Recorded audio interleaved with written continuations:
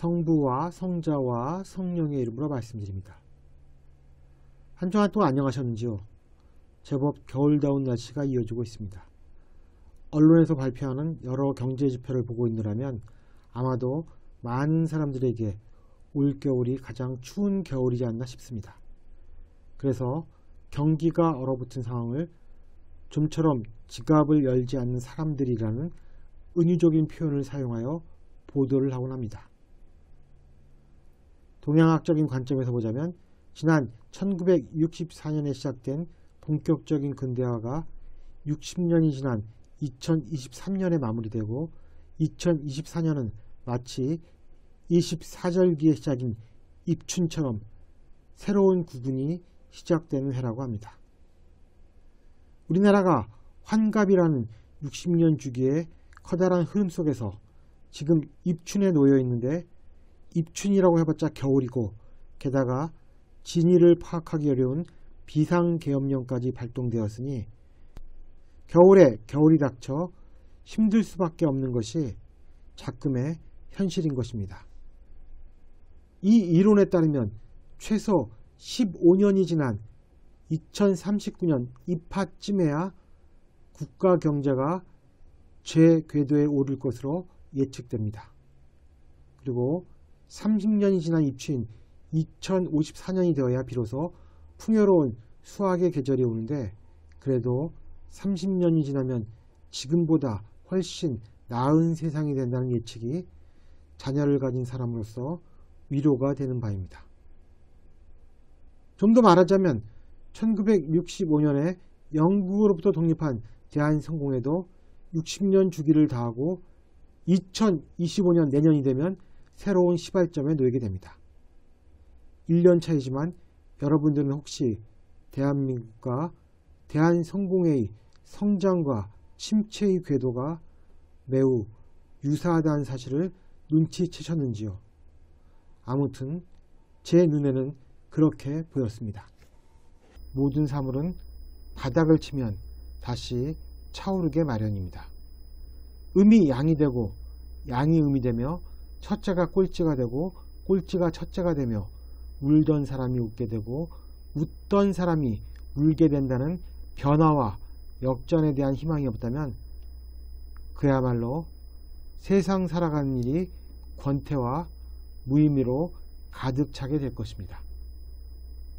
오늘 누가복음이 로마 황제 티베리오와 유다 총독 본티오 빌라도, 갈릴레아 지방의 영주 헤로데, 트라코니티스 지방의 영주 헤로데의 동생 필립보, 아빌라네 지방의 영주 리사니아, 대사제인 안나파, 가야파 등 어렵고 이질적인 하지만 구체적인 명칭들을 나열한 것에는 다 그럴만한 이유가 있습니다.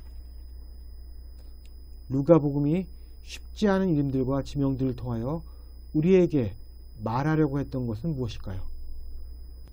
이를 예수 그리스도의 오심과 관련지어 살펴보는 저와 여러분이 되기를 주님의 이름으로 기원합니다. 오늘 일독서인 말라기는 성경의 12권의 소예언서 중에서 12번째로 나오는 책으로 구약성서의 마지막 권에 해당됩니다. 말라기를 끝으로 세례 요한이 등장하기까지 400년 동안 이스라엘 사람들에게 하나님의 말씀을 전하는 예언자는 나타나지 않았습니다. 말라기를 특정 예언자를 지칭하는 고유 명사로 보는 견해도 있는 반면 하느님으로부터 보냄을 받은 자 또는 주님의 사자라는 보통 명사로 보는 견해도 있습니다. 말라기는 이스라엘 사람들이 바빌론에서 예루살렘으로 돌아온 후 100년이 지난 무렵에 기록되었다고 합니다. 화장실 갈 때의 마음과 나올 때의 마음이 다르듯이 다시 고향으로 돌아갈 수 있다면, 예루살렘에 들어갈 수 있다면 하나님께서 명하시는 모든 일을 진심을 다해 실천하겠노라는 이스라엘 사람들의 다짐은 봄바람에 눈 녹듯이 사라져버린 상황이었습니다. 이스라엘은 바빌론 유배 이전처럼 가난과 불의가 판치는 세상이 되어버렸으며 사람들은 더욱 완악해져 하나님과의 논쟁을 벌이기까지 했습니다. 그 불경스러움의 기록이 바로 말라기서인 것입니다. 오늘 말라기 3장은 이러한 이스라엘 사람들의 불신앙에도 불구하고 주님이신 당신의 아들이 세상에 임하실 때 그 길을 예비한 특사 곧 세례 요한을 보내겠다는 약속을 하십니다. 말라기는 메시아를 대장간의 불길 같고 빨래터의 잿물 같은 존재라고 말합니다. 우리가 출애굽기에서 보듯이 불은 종종 하느님 성령을 상징합니다. 불은 태우고 파괴시키기도 하지만 금과 은을 연단하여 불순물을 제거하는 정화의 기능을 담당합니다. 말라기는 장차 오실 메시아가 레위 후손들, 여기서는 하나의 지파로서가 아니라 신약시대의 신앙인들을 순금과 수는처럼 깨끗하게 만들어 그들이 바치는 제물이 아버지 하나님을 기쁘게 할 것이라고 말합니다. 제물 역시 불과 마찬가지로 때가 묻은 더러운 빨래를 희게 만드는 기능이 있습니다. 오늘 누가복음은 세례 요한과 그리스도의 등장이 어떠한 시대 배경하에 이루어졌는가를 자세히 말하고 있습니다. 이는 다른 복음서에 나오지 않은 특징으로 의사였던 루가의 실증적인 서술이 잘 드러난 예로 볼 수 있습니다. 로마 황제 티베리오의 통치 15년차 서기 26년과 유대 총독 빌라도가 이스라엘 통치의 배경을 이룹니다. 이들의 중간에 영주 헤로데 안티파스를 두어 이스라엘을 통치하게 하였습니다. 헤로데 왕가는 BC 37년부터 AD 70년까지 약 100년간 이스라엘에서 당시 패권 국가인 로마의 앞잡이 노릇을 했습니다. 헤로데 안티파스 아버지 헤로데 왕은 아들 대에까지 걸쳐 46년 동안 예루살렘 성전을 지었습니다. 그는 예루살렘 성전뿐만 아니라 이교도 신전도 만들고 로마의 아우구스투스 황제를 위한 신전도 만들었습니다.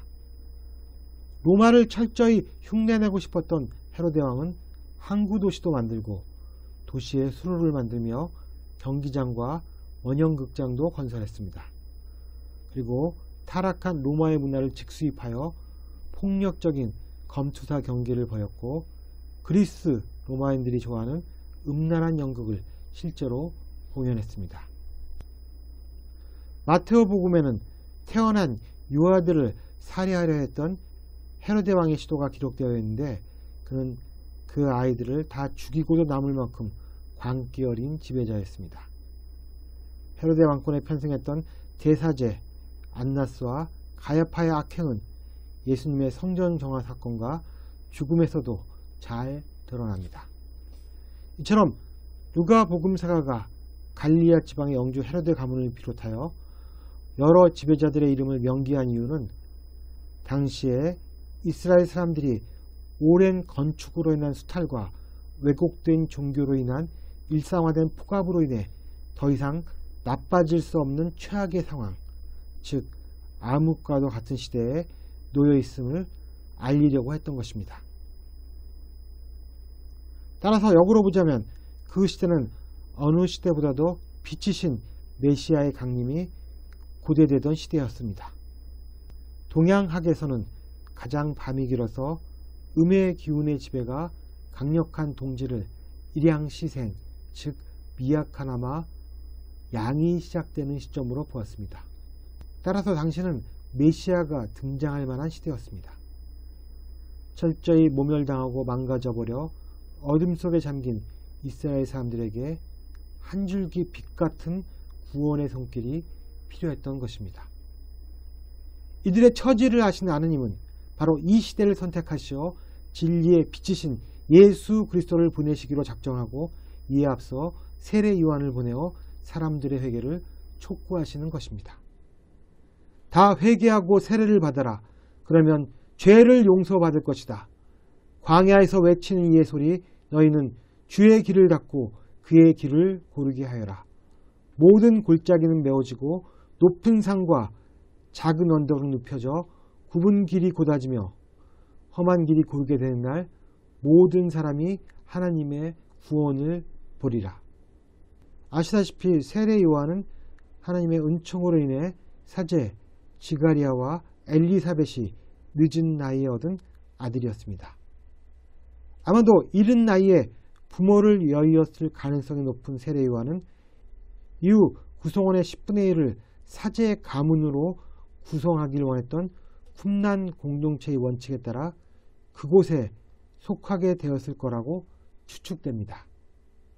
쿰란 공동체는 1947년 대규모의 문서 발굴로 인해 그 존재가 알려진 공동체로서 예수님 탄생 200년을 전후한 즉 400년의 역사를 지닌 공동체였으며 구약과 신약 등의 여러 필사본을 남긴 종교 집단이었습니다.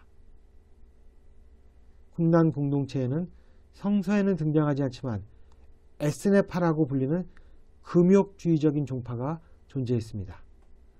에스네파가 성서에 기록되지 않은 이유는 성서를 기록할 당시 바리사이파나 사두가이파처럼 알려진 종파가 아니었기 때문이었습니다. 세례 요한은 쿰란 공동체를 통해 주님의 길을 예비하기 위한 훈련을 받았으며 공동체의 규칙에 따라 생활의 3분의 1 이상을 성서를 필사하고 연구하는 가운데 시간을 보냈을 것입니다.